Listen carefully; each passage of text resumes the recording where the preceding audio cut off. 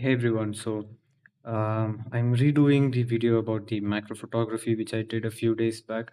I got some really useful feedback telling me that the video is hard to watch and I need to use a screen recording format.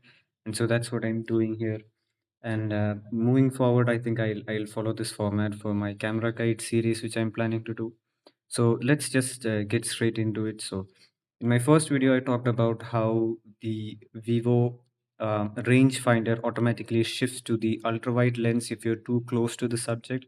So right now, when as I'm switching between zero point 0.6 and 1x, you can see that there isn't any lens change, distortion that's taking place. The image stays pretty consistent in terms of color. That's because the object is too close and the Vivo has defaulted to the ultra wide lens. So for about a half a millisecond here, you might have seen a sort of a small animation. Right here, you see it. So that's what's happening when the Vivo shifts lenses, and for that it's using the IR rangefinder that it has. So which is pretty cool that it has it, but still, it's not as good as the iPhone's rangefinder, the LiDAR rangefinder that iPhone uses.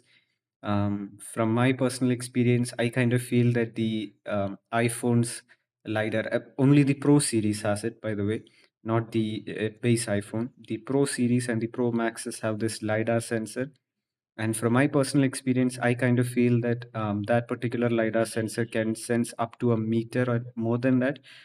Because even while taking portrait shots, it does change focus pretty quickly and it focuses really fast.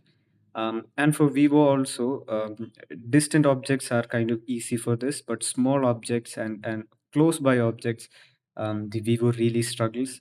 So whenever you want to do macro shots, most of the YouTubers and Instagram influencers kind of suggest going to super macro mode. So super macro really doesn't do much. It kind of pretends to be a DSLR. It shows you these grids where it's trying to focus.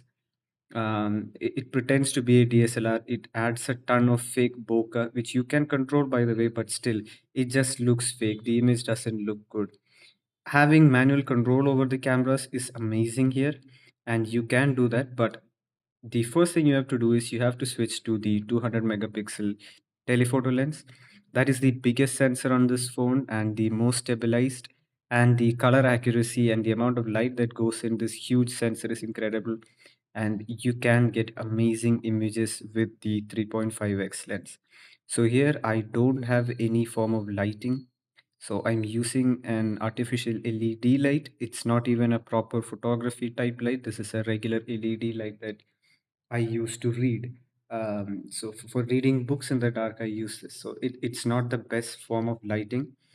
For that reason, you can see the image is pretty dull.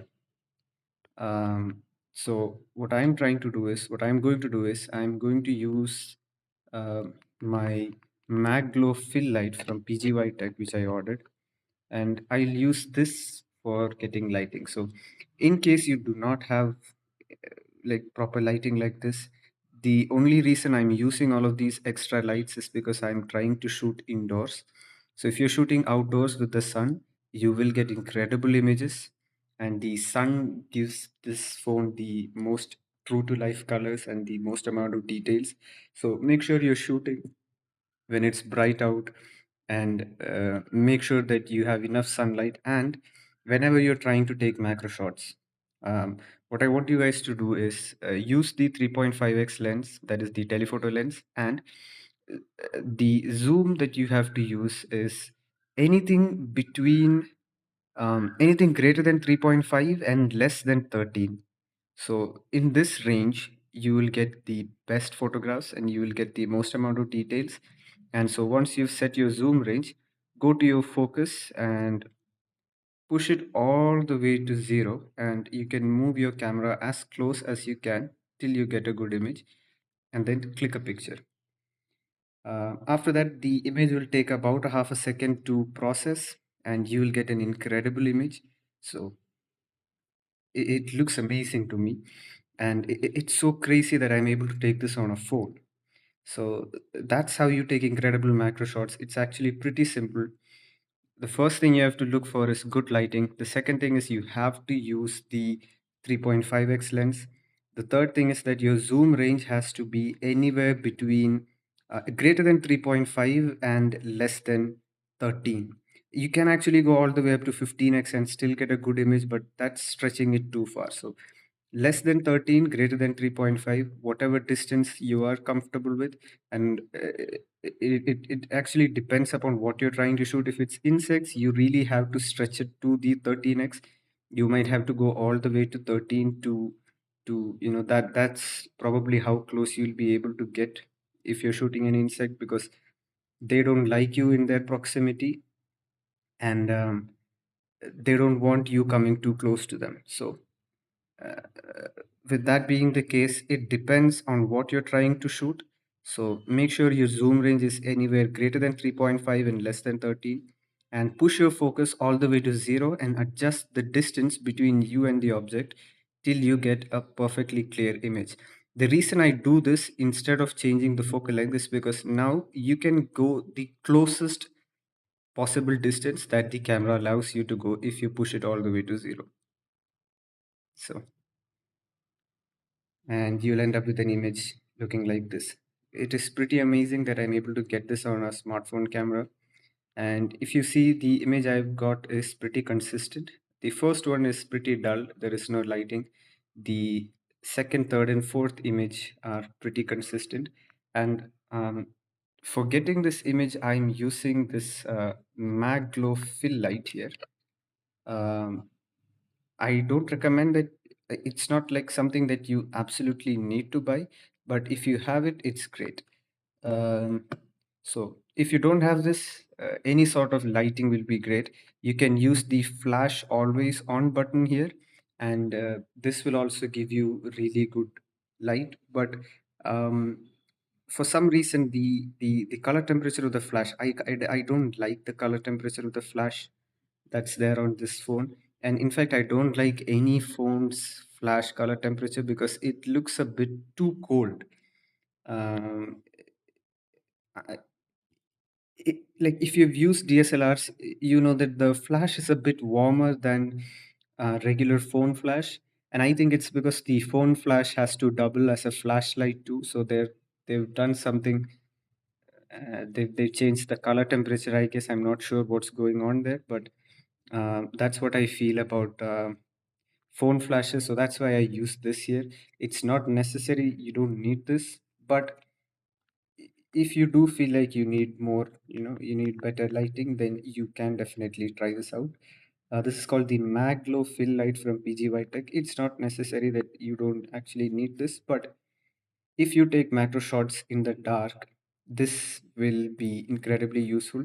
So this sticks onto your phone case via MagSafe magnets, and it's a pretty strong connection. So once it's on there for certain. So it doesn't like fall off in any case. So that's what I do to get macro shots on this phone. Another thing that I want you guys to notice is that um, if you're way too close to the subject, the phone automatically defaults to the 0.6x lens. And with the zero point 0.6, that is the ultra wide lens, you really lose out a lot of colors, and it's just not as good as the other lenses, the main lens or the telephoto lens. So make sure you use the telephoto at all times. You really don't need to switch to super macro mode. It's kind of in fact, I feel that it's annoying. It's more of a gimmick than an actual feature. It kind of pretends to know what we're trying to focus on, and it gives you these grids and all that. And by default, it switches to the 3.5x lens. So if you're someone who don't want to fiddle around with the camera settings, then click the super macro mode and click a photograph.